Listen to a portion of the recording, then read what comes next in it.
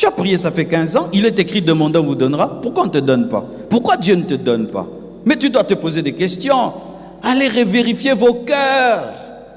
Je vais aller en Europe pour oublier ma famille. Regarde tes projets.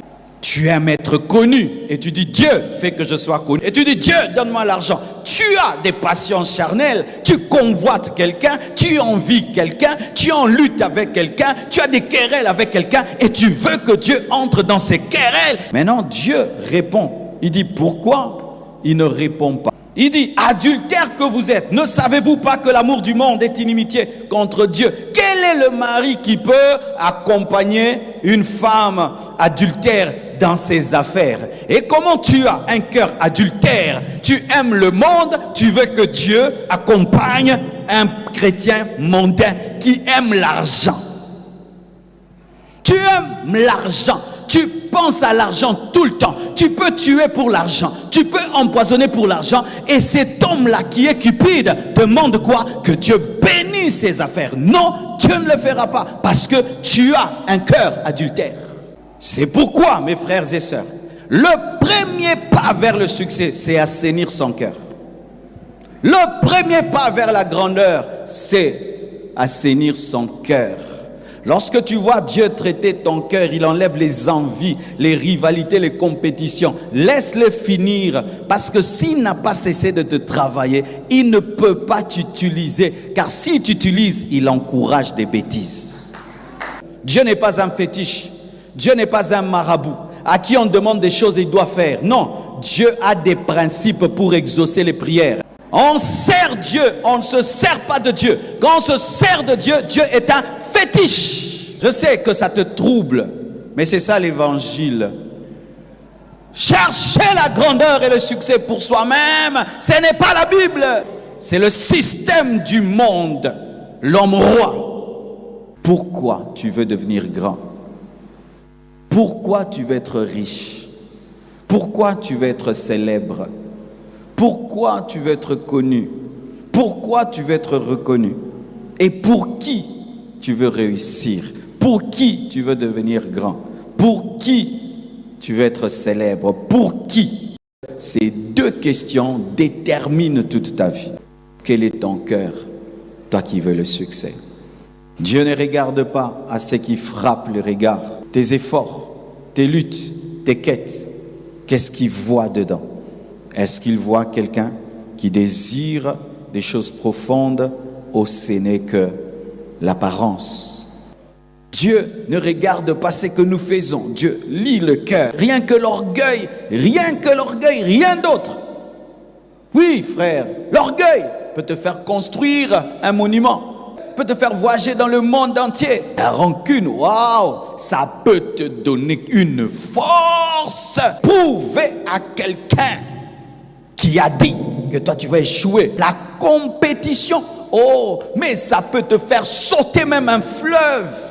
Pourquoi vous cherchez ces choses que vous cherchez? Tu sais que tu peux nourrir tous les pauvres du monde. Au dernier jour, tu n'as rien parce que tu le faisais seulement pour qu'on dise que tu partages. Et tu perds tout. Ce n'était pas l'amour, c'était ta vantardise.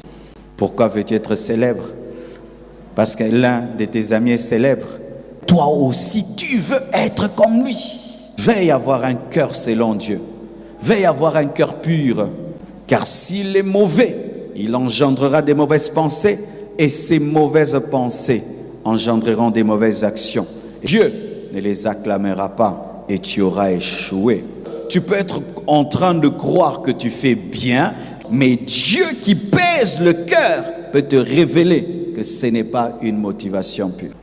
Jacques 4, verset 1. Jacques est en train de parler des personnes qui prient et qui ne sont pas exaucées. Et Jacques dit pourquoi ces personnes ne sont pas exaucées? Parce qu'elles demandent mal. Jacques présente les choses qui émanent des mauvaises raisons, les luttes inutiles. Tu luttes pour rien avec les gens, les querelles inutiles, les compétitions, les passions charnelles, les convoitises, les envies. Tu es envieux. Les envies.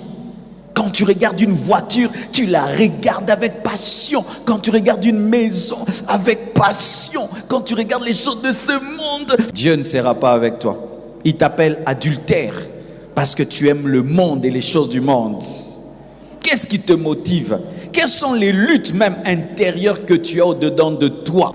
Vous demandez et vous ne recevez pas parce que vous demandez dans le but de satisfaire vos passions, vos passions. Voici une mauvaise motivation. Rechercher le succès pour soi-même.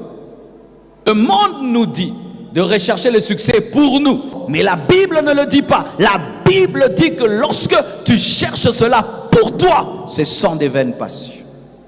Quand tu cherches à être riche pour toi, c'est une mauvaise motivation. Lorsque tu cherches à être grand pour toi, c'est une mauvaise motivation. Lorsque tu cherches le succès pour toi, voici ce qui arrive. C'est que Dieu aussi va donner à d'autres le succès. Et tu vas être en compétition, tu seras jaloux parce que tu n'es pas la seule personne qui a une grande destinée sur la terre. Pour préparer le succès des autres, mais comme tu n'as pas cette pensée, tu ne vas pas supporter le succès des autres. Lorsque tu fais de toi le centre de ta vie, tu as fait de toi le Dieu de ta vie. Et comme tu deviens le Dieu de ta vie, Dieu va te confondre et te prouver que tu n'es pas le Dieu de ta vie. Pour qui et pourquoi vous voulez réussir? Si c'est pour vous-même, arrêtez. Arrêtez de prier et de demander à Dieu, oh bénis-moi, Dieu ne t'exaucera pas. Pourquoi tu cherches même des dons spirituels extraordinaires? Pourquoi tu cherches la connaissance de la parole? Pourquoi tu cherches à être utilisé par Dieu? Est-ce que c'est pour les autres ou c'est pour toi? Si c'est pour toi, Dieu ne te donnera pas. Vous pensez que Dieu est dans de tels évangiles qui rendent les femmes insoumises et puis on leur dit sois grande, sois grande, sois grande, et elle va être grande pour dominer son mari, elle va être grande pour pouvoir son mari. Vous pensez que Dieu peut entrer dans de telles choses? Des enfants qui veulent prouver à leurs parents, qui veulent prouver, et vous pensez que Dieu peut entrer dans de telles choses? Faites l'évaluation de vos prières, parce que quand tu pries, tu dois évaluer, est-ce que tu es exaucé? Non. Tu as senti la chaleur, mais est-ce que tu as vu un résultat? Non, parce que Dieu n'était pas dedans. Et voici, mes frères et sœurs, les bonnes ou la bonne raison pour rechercher la grandeur, le succès. Les autres. Imagine, tu fais un grand restaurant, mettons, et tu dis, je fais tout ça pour manger.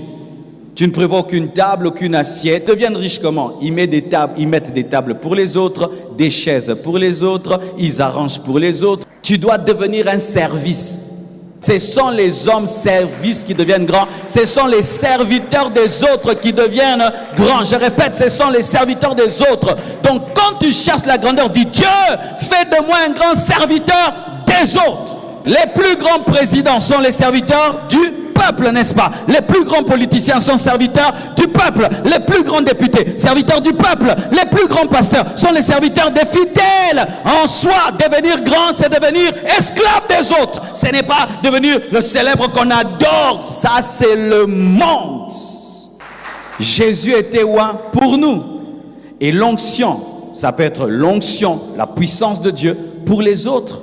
Même la richesse pour les autres, l'intelligence pour les autres, la sagesse pour les autres, les relations pour les autres, ta richesse sociale pour les autres, ta force pour les autres, ta connaissance pour les autres, pour les autres, pour les autres. Lorsqu'un étudiant décide de partager sa connaissance, il devient professeur. Il était étudiant, mais comme maintenant il partage la connaissance, il devient professeur. Mais un étudiant qui refuse de partager la connaissance ne sera jamais professeur. La grandeur, c'est par les autres. C'est pourquoi Dieu dit à Abraham, je ferai de toi une source de bénédiction pour les nations, les autres. Lorsque la priorité de ta vie n'est pas les autres, tu ne seras jamais grand. Dieu bénit les hommes sources. Dieu ne bénit pas les terminus, mais Dieu bénit les hommes sources. Es-tu une bénédiction pour ta société? Rêves-tu devenir une bénédiction pour les autres? As-tu le plan, le souci de devenir une bénédiction pour les autres? Si tu n'as pas ce plan et ce projet, tu ne seras jamais grand. Ça commence très tôt, hein? Tu vas voir même parmi tes enfants, l'enfant qui a le souci des autres, tu lui donnes une banane, il partage avec les autres. Hein. L'amour rend grand, l'amour élève. Au plus profond de toi, vraiment, est-ce que tu peux répondre à cette question? Que tout ce que tu cherches là, c'est pour les autres. Que ton rêve, c'est le bonheur des autres. Comment je peux mettre les autres dans des bonnes conditions? Comment je peux faire ceci pour les gens? Comment je peux faire ceci pour les orphelins? Comment je peux faire ceci pour le veuve? Comment je peux aider les pauvres? Comment est-ce que c'est ton souci à toi dedans? Si ce n'est pas ça ton souci, frère, quand tu pries, Dieu te donne des miettes. Il y a des hommes qui sont entrés dans des laboratoires, des années, pour trouver seulement un médicament.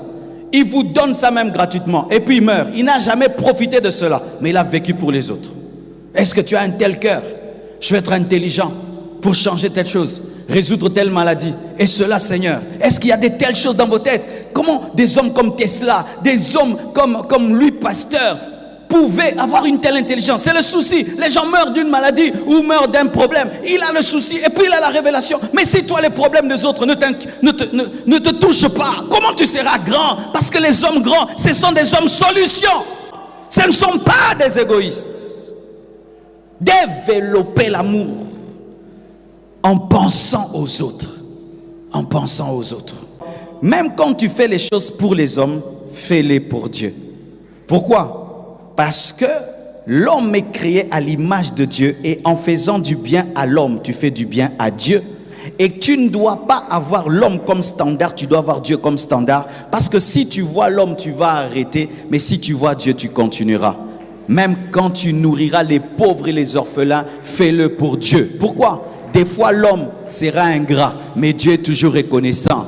Si tu veux être une source de bénédiction, ne regarde pas l'homme, même si tu fais pour l'homme. Parce que l'homme peut te trahir, l'homme peut te blesser, l'homme peut oublier. Mais Dieu voit, mais Dieu voit, mais Dieu voit. Faites tout pour la gloire de Dieu. Pourquoi je veux devenir grand? Pour la gloire de Dieu. Pourquoi je veux réussir? Pour la gloire de Dieu. Pourquoi je veux faire des grandes choses? Pour la gloire de Dieu. Et que Dieu vraiment sache que c'est pour lui. Parce que Dieu peut percer ton cœur. Pendant que tu dis que pour la gloire de Dieu, il perce que c'est pour ta gloire. Et que ta vie devienne une adoration. Qu'au travers de ce que tu deviens, les hommes puissent adorer, glorifier Dieu. Faites tout de bon cœur pour Dieu. Faites tout pour Jésus. Faites tout pour Jésus. Pourquoi je vais avoir beaucoup d'argent? Pour Jésus. Soutenir l'œuvre de Dieu. Pourquoi tu es en train d'aider les gens? Pour donner la joie à Dieu. Pourquoi tu veux faire des grandes choses? Pour qu'on sache que sur cette terre, Dieu existe. Alléluia. Pour la gloire de Dieu. Mais pas pour ta gloire. Pas pour qu'on t'acclame. Pas pour qu'on t'adore. Pas pour qu'on te célèbre. C'est pourquoi il y a même des trophées qu'on donne. Refuse-les. Ne les prends pas. Il y a des choses qu'il ne faut pas. C'est pourquoi faites attention aux acclamations du monde. Faites attention à trop d'acclamations du monde, à trop d'acclamations des hommes. Ça peut pervertir ton cœur et tu oublies que c'est pour la gloire de Dieu que tu faisais ça. Si tu fais les choses pour la gloire de Dieu, l'ingratitude des hommes ne va jamais te décourager. Si tu fais les choses pour la gloire de Dieu, l'absence des hommes ne va pas t'arrêter. Parce que des fois, frère, tu seras amené à faire des choses et aucun homme ne sait et aucun homme ne voit. Faites tout pour la gloire de Dieu.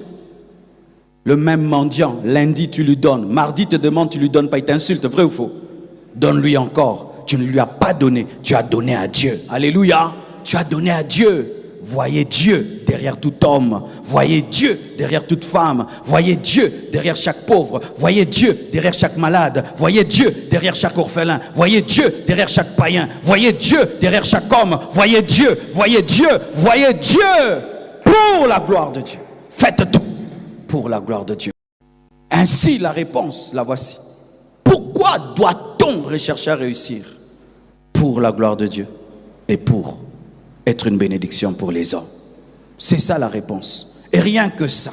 Et si ton cœur, pas ta bouche, ton cœur répond bien à cette question, frère, prie, Dieu sera avec toi. Touche les choses, ça prospérera. Fais les choses, Dieu t'accompagnera. Des fois, tu feras des choses simples, mais ça marchera. Pourquoi? Parce que tu es une exception. Car la plupart des hommes sont des orgueilleux, des égoïstes. Frère, allez prier Dieu. Que Dieu vous montre l'état de votre cœur par rapport au succès. Et tu peux nourrir les pauvres toute ta vie et tu meurs pauvre. Parce que Dieu, dans sa souveraineté, a décidé que toi, tu vivras ta gloire seulement dans l'éternité. Je ne vais pas te mentir, hein. Tu peux soutenir l'œuvre de Dieu toute ta vie et Dieu ne te donne pas beaucoup. C'est au ciel qui te donnera. Tu peux aller là-bas, tu gagnes les pygmées, mais tu n'as rien. Mais au ciel, Dieu te le donnera. Certains récoltent sur la terre, d'autres récoltent au ciel. C'est aussi la vérité de la Bible. Tu vas dire, ah pasteur, Paul a fait un grand travail, qu'est-ce qu'il a eu sur la terre? Pierre a fait un grand travail, qu'est-ce qu'il a eu sur la terre? Même Jésus a fait un grand travail, qu'est-ce qu'il a eu sur la terre? Mais dans l'éternité, il a tout eu et il reviendra dans la gloire pour récolter ce qu'il a sémé, mais pendant sa vie. C'est pourquoi ne faites rien pour recevoir en retour. Tu vas être choqué si Dieu a décidé de te le rendre au travers de tes enfants. Je connais des gens qui ont aidé les autres, mais ils n'ont rien eu. Mais les enfants ont bénéficié. Faites tout pour Dieu, et pour Dieu, et pour Dieu. Pour quand? Dans le présent, gloire à Dieu. S'il dit dans le futur, gloire à Dieu. Mais moi, je le fais par amour. Et d'ailleurs, je peux te dire quelque chose. Si pour que j'aide mon frère, il faut seulement que Dieu me promette qu'il va me bénir, est-ce que je l'aime? Chrétien, ça aussi, c'est pas normal. Donc toi, pour que tu m'aides, il faut que je devienne seulement une terre fertile. J'entends des gens comme ça. Frère, prends encore. Comment? Je t'ai donné, puis j'ai vu. Hein? Prends encore. Là, je suis devenu la terre. Je ne suis pas quelqu'un que tu aimes. Je suis une bonne banque qui a des bons taux d'intérêt. C'est vrai. Tu aides les orphelins et puis tu deviens riche. Ah, j'aide les orphelins. Tu ne les aimes pas? Tu te sers d'eux? Aidez seulement parce que vous aimez. N'attendez rien. Oh, pourquoi tu soutiens cet homme de Dieu? Il a l'onction. Si je le donne, je me connecte à l'onction. Moi aussi, moi aussi, moi aussi. Est-ce que c'est l'amour? Ce n'est pas l'amour, c'est l'investissement. N'investissez pas. Aimez. N'attendez rien. C'est pourquoi certains, s'ils te donnent, après ils ne voient rien. Derrière, il a des complications, ils ne te donnent plus. Donc ce n'était pas l'amour, c'était la sémence. Est-ce que nos parents nous ont nourris pour avoir quelque chose? Est-ce que je nourris mes enfants pour avoir quelque chose? Je les aime. Mais pourquoi quand il s'agit de ton frère, de ta soeur, de Dieu, il faut toujours une promesse que tu auras en retour? Ce n'est pas l'amour. Qui donne à sa femme pour avoir quelque chose en retour? Dis à ton voisin, monte. Monte. Tu vas chez les pygmées là-bas, tu aides les pygmées, tu rentres, tu n'attends rien. Si Dieu donne, il donne. S'il ne donne pas, c'est pas grave. Tu ne l'as pas fait pour ça. Tu l'as fait parce que tu les aimes et parce que tu aimes Dieu. Que Dieu vous bénisse. Que Dieu vous bénisse. Que Dieu vous bénisse. Alléluia.